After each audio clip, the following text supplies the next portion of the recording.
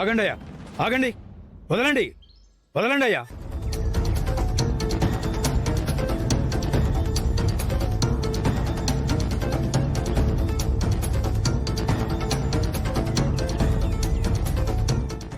సమయానికి వచ్చారు సిఐ గారు.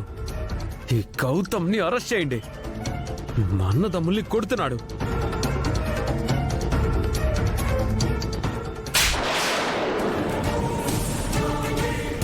రై, గౌతమ్ నిన్ను కొట్టడం ఏంట్రా? నువ్వే అతిథిని కిడ్నాప్ చేశావని మా కంప్లైంట్ వచ్చింది. గౌతమ్ సార్, మీ నాన్న అర్జున్ ప్రసాద్ గారు అతిథి కనిపించట్లేదని మిస్సింగ్ కంప్లైంట్ ఇచ్చారు. అదే సమయంలో ఈ గుళ్ళో బలవంతంగా పెళ్లి జరుగుతోందని గుడి పంతులు గారు కూడా మాకు సమాచారం ఇచ్చారు. అందుకే ఇక్కడికి వచ్చాం.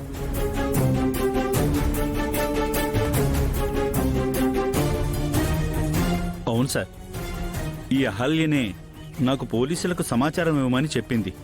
అందుకే నేను వెంటనే ఫోన్ చేశాను.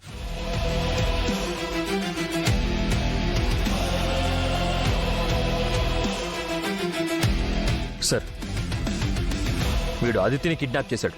బలవంతంగా పెళ్లి చేసుకోవాలని చూస్తున్నాడు. వీడి మీద కిడ్నాప్ కేసు పెట్టండి సార్. నేను కిడ్నాప్ చేయడం ఏంట్రా? నేను అదితిని ప్రేమించాను. అదితి నిన్ను ప్రేమించలేదురా. తనకిష్టం లేకుండా పెళ్లి చేసుకోవాలనుకున్నావు.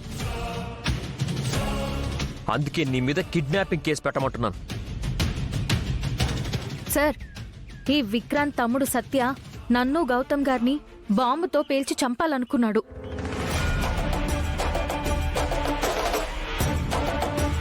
వీడిపై అటెంప్ట్ టు మర్డర్ కేసు కూడా పెట్టండి సార్. ఓకే అమ్మా, వీళ్ల మీద kidnapping case, attentive murder case పెడతాను. వీళ్లకు లైఫ్ లాంగ్ శిక్ష పడేలా చేస్తాను. రే గౌతమ్, నిన్ను వదిలిపెట్టనురా, వదిలిపెట్టను.